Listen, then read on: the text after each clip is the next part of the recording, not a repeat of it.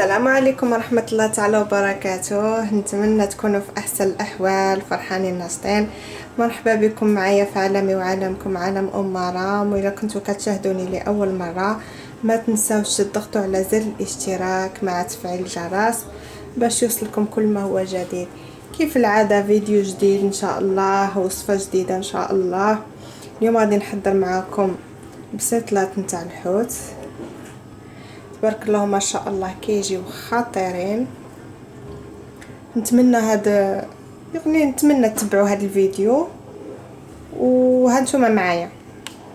رجعنا من جديد حبيباتي. بالنسبه للمقادير غادي نحتاجوا لهاد البسطيله نتاع الحوت كما راكم تشاهدوا معايا. عندي القزبر ومعدنوس الميلونج بيناتهم، عندي نص حامضه مصير، حامضه كبيره، والا كانت عندكم الحامض صغير غادي ديروا حامضه.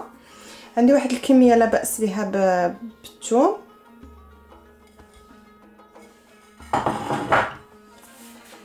عندي واحد الملعقه صغيره نتاع الهريسه وملعقه صغيره نتاع الكونسونطري الطوماط.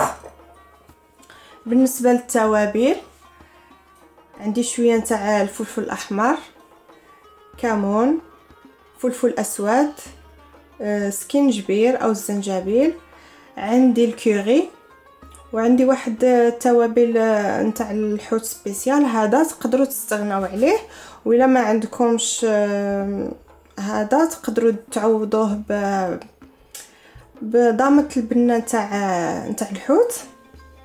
وكما راكم تشاهدوا معايا كذلك الملحه درت غير كميه قليله، علاقاش غادي نضيف على هاد المقادير اللي ذكرتهم، نضيف عليهم الصوجه اللي ديجا كتكون مالحه. هادو المقادير اللي ذكرتهم في الاول هادو نتاع الشرموله غادي نحتاجهم ابار.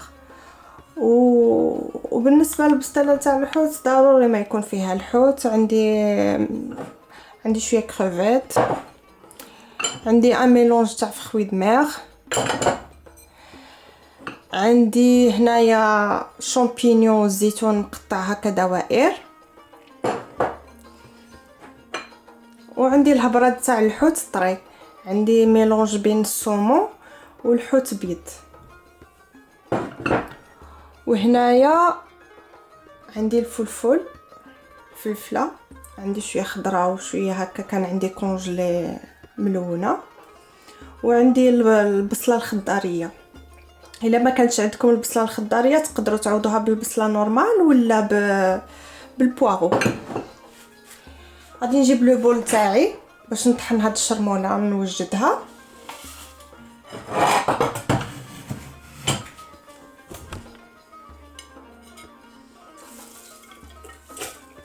ندير هذاك الميلونج نتاع القزبر والمعدنوس،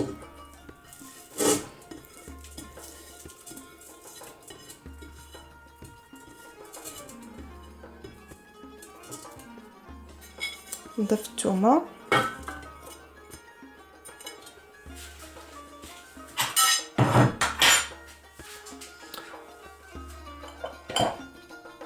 ونضيف هذاك طوماط كونسونطري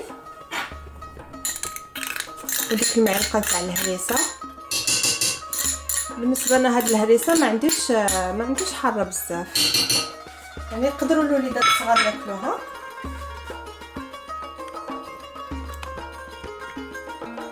ونضيف التوابل،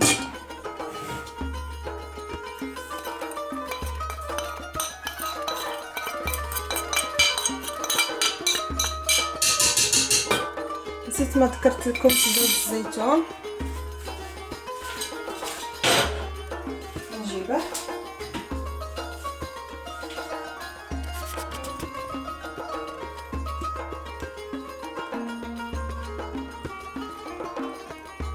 ندير واحد 30 غرام، 3 ملاعق كبيره هكذاك ولا 4.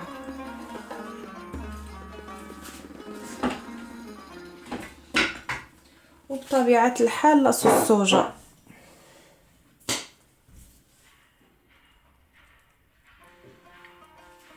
قياس 3 معالق كبار.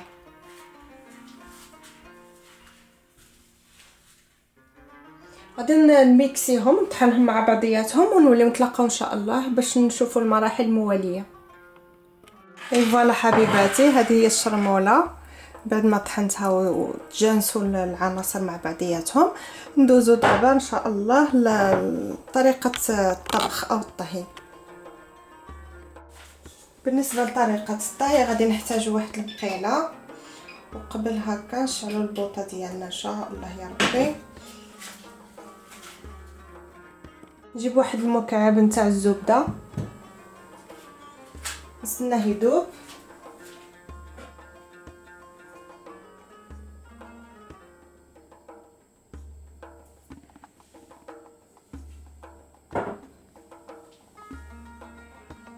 هيا الزبده تاعي من بعد ما طابت ما دابت معايا، غادي نضيف لها هذا المزيج نتاع لي فخوي دماغ.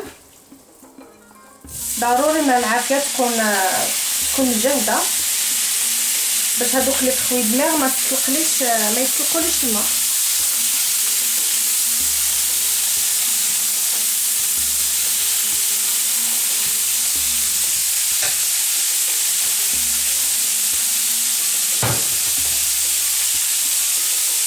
نضيف واحد القياس نتاع ملعقه من هاد الفرموله اللي درناها مع بعضياتنا. سمحولي مع الصيام راكم عارفين الهضره كتسلف. الله يجعلنا ان شاء الله من الصائمين والله يجعلنا ان شاء الله من المعتوقين من النار يا ربي يا ربي. والله يجعل ربي يرفع علينا هذا الوباء وهذا البلاء ان شاء الله يا ربي في اقرب وقت نشوفوا حبابنا.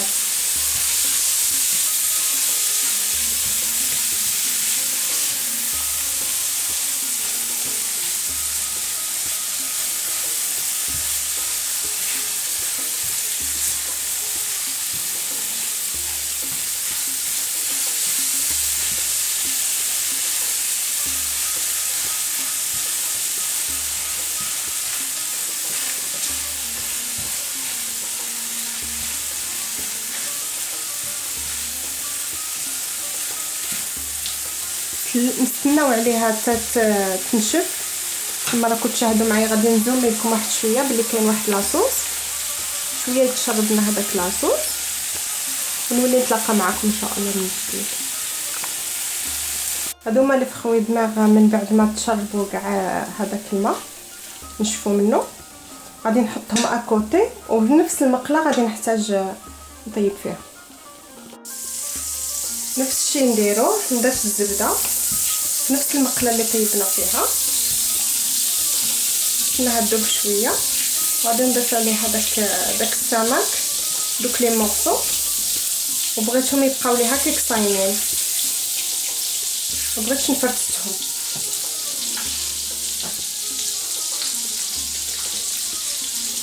بسم الله.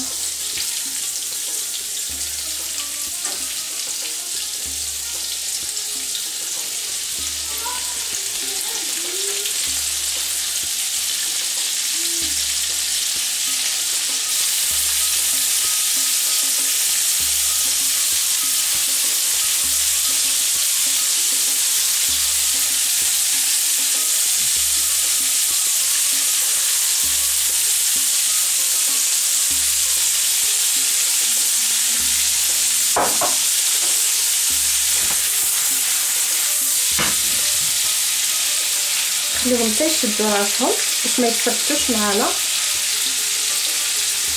انا غرضي باش في البسطيله ان شاء الله يجيو هكاك مورصويات باينين باش تجي البسطيله عامره، مبغيتش نديرو مفرتت.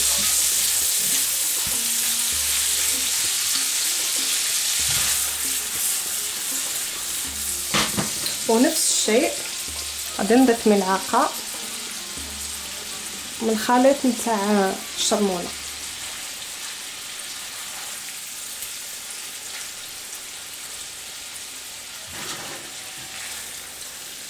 ملي نشوف الحوت نتاعي يشد راسو عاد نبقى نقلبه.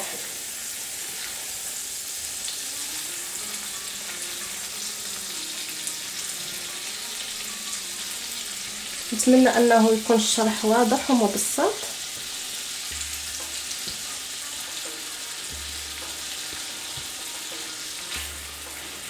نزيد العافيه ضروري باش الحوت ما يفقش معايا الماء تاعو.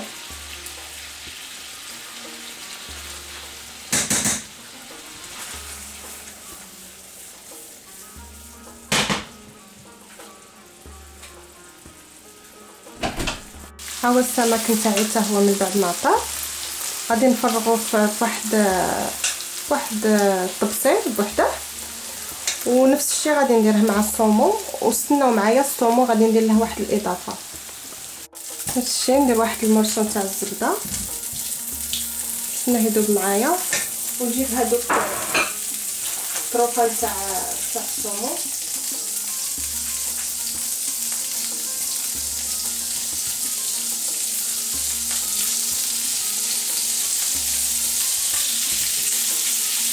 بالنسبه للاضافه اللي قلت لكم غادي نضيفها هما الاعشاب المنسمه، غندير الزعتر وازير وزعتره، كيجيو خطيرين مع الثوم.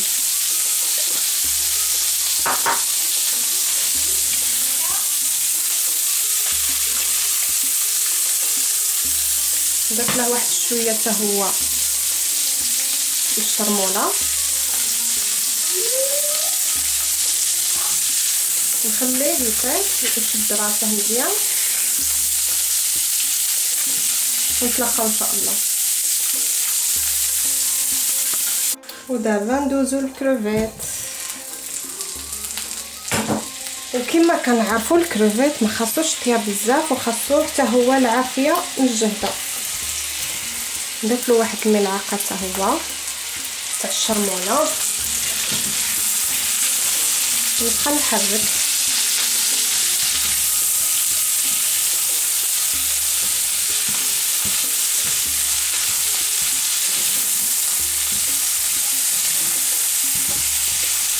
مخاصناش نخليو له الفرصه انه يطلق داك الماء تاعو.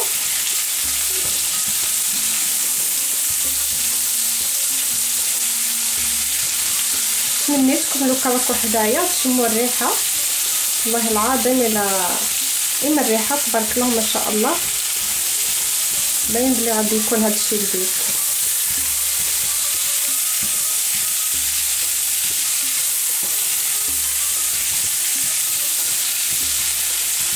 صافي بركات عليه. بالنسبه لهاد الكروفيت غادي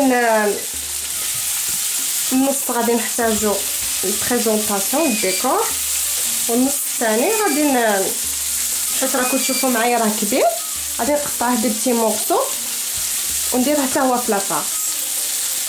ضروري ما غادي نقطعه دي بتي مورسو ونضيفه لاطاكس من بعد ما نلقيه، حيت راكم تشوفوا معايا ديجا راه عاد بالقشور نتاعو. نخليه اكوتي ونوليو مع بعضياتنا. نفس المقله غادي نضيف لها الزبده كيف من قبل. ودابا غادي نضيف هادوك الفلافل الملونه والبوارون،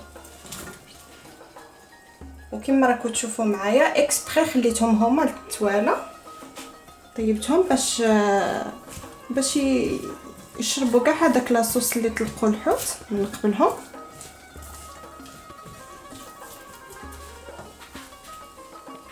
راني دايخه نيشان قلت لكم البوارون وانا دايره البصله الخضاريه، بصح نفس الشيء تقدروا ديروه مع البوارون. كما قلت لكم في بدايه الفيديو قلت لكم تقدروا ديروا البوارون، تقدروا ديروا بصله نورمال.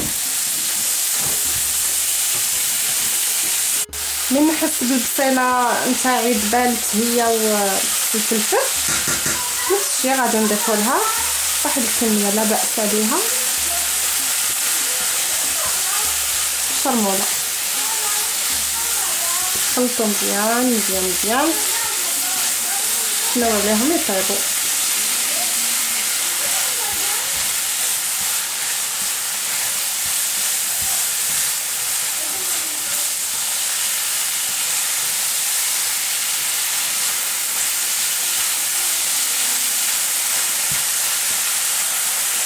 وكيف العاده ضروري تكون البوطه مجهده. باش نوقفوا وقفه وحده في الساعه وندوزو المونتاج صافي.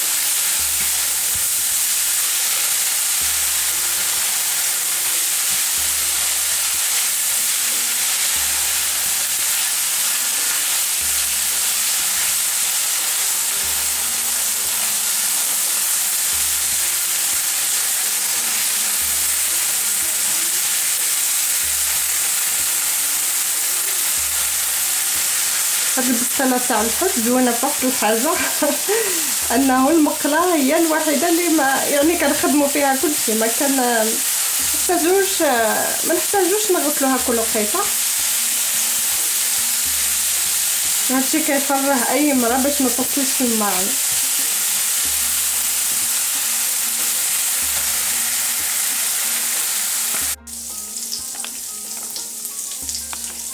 ضفت الزبده نتاعي ها هي دابت، وغادي نضيف لها هاد الخليط بين الشامبينيون معلب والزيتون نقطع دواور. كما تعرفوا معايا انه الشامبينيون معلب ديجا كيكون يعني طايب، خاصو غير تدويزه خفيفه فوق النار.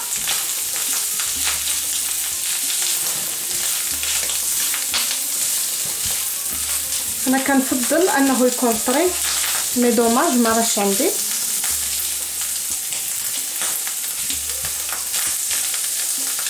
ونفس الشيء نضيفوا لهم الشرموله.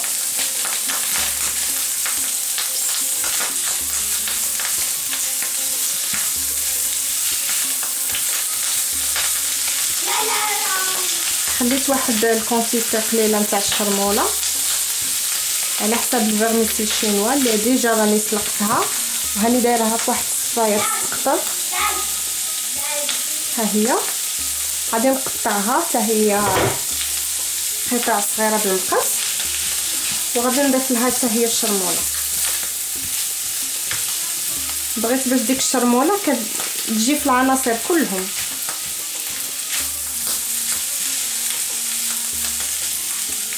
واحد شويه، هذا هو القياس اللي بقى لي على حساب الفرميسي الشينوا.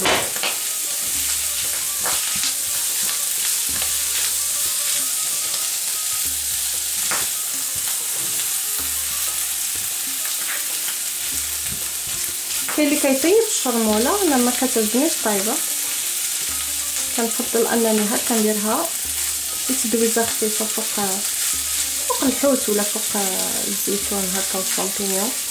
نبغي داك القزبر يبقى عاد شويه عاد فيه لوغو نتاعه، ما نقتلوهش في الطياب. سي بون، هادشي راه وجد معايا. ديره اكوتي، وكما قلت لكم غادي نقطع الفرميسي الشينوا، ونتلاقاو ان شاء الله باش نديرو المونتاج تاع بسيط لاطنو. دابا ندوزو باش نخلطوا العناصر مع بعضياتهم. بالنسبه لي كروفيت هكا قطعتها درتي موسو، هاني ضفتها على دوك لي فروي دماغ، ونضيف الزيتون والشامبينيون. كنفضل انني نخدم بيدياتي. نضيف البصله والفلفل، ميلونجيهم مزيان مع بعضياتهم. بعد ما خلطتهم مزيان غادي نضيف لهم الفرميسيل.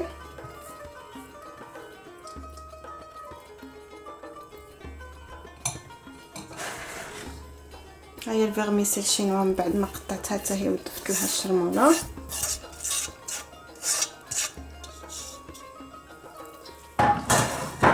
ميلونجي مزيان.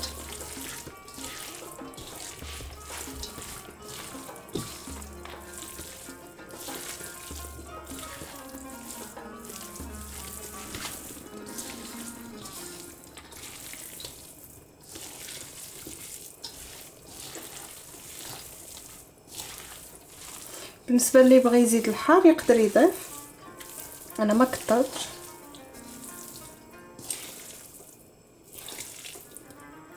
وبالنسبه لهذا الحوت الاخر ما غاديش نضيفو هنايا، غادي نضيفو حتى نبقى نعمر ونضيف هكا واحد هكا دي بتي مورسو باش يجي هكاك شويه الحوت يعني باين.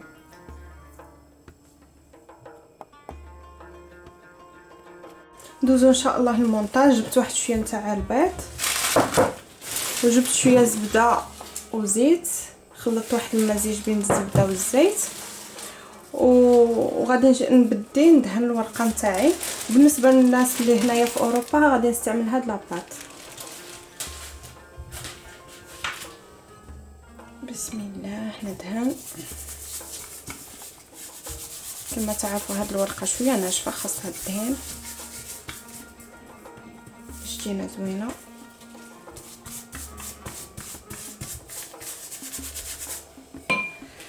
في الورقه الثانيه حتى هي ندهنها.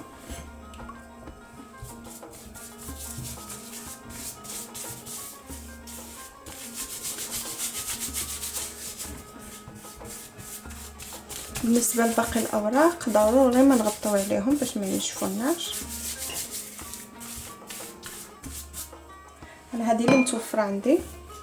غادي نستعمل بواحد الزلافه هذه.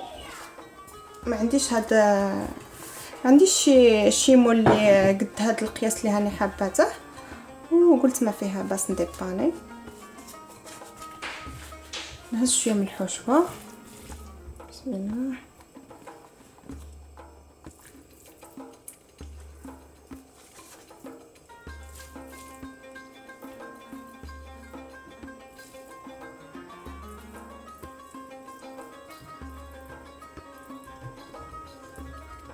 نضيف شويه من داك السمك اللي خليته اكوتي.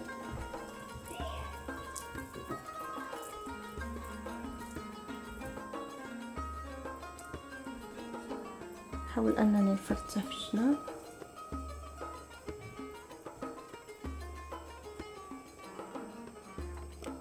نضيف لو فرomاج غابي. فرomاج غابي كيعجبني نضيفو من الفوق، ما كنضيفوش انا في وسط لا فارس.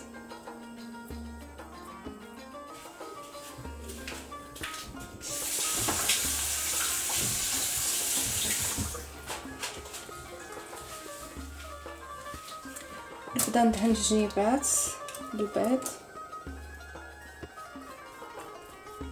باش يلصقولي.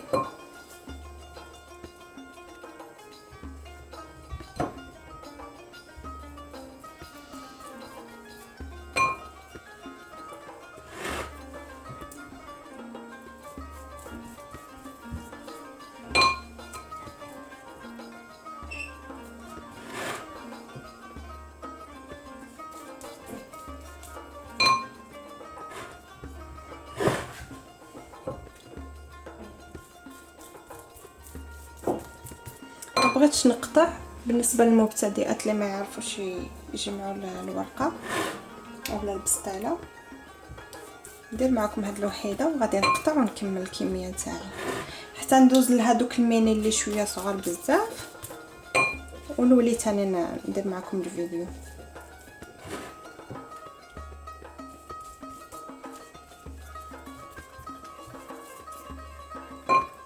نجمعها هكا نعاود ندهنها هكا من برا باش غادي يولي هذا هو الوجه.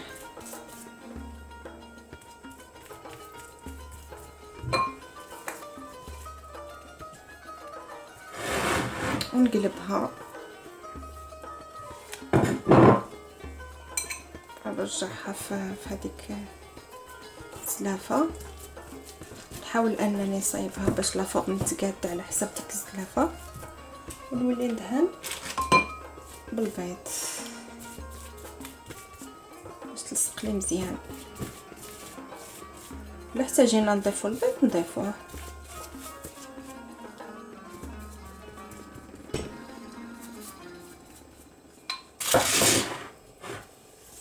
بسم الله.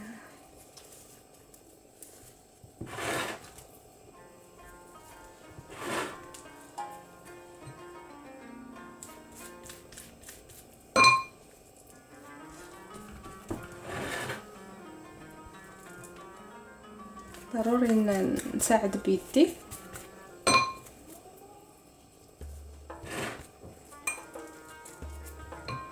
باش تكون لي مزيان.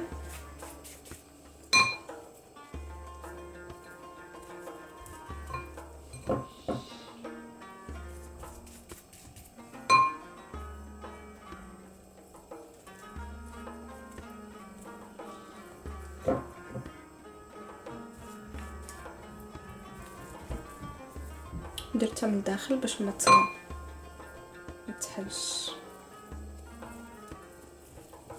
ونقلبها. اي فوالا هذه هي لا فورم تاعها. اي فوالا هادو هما البساتلات نتاعي من بعد ما مونطيتهم.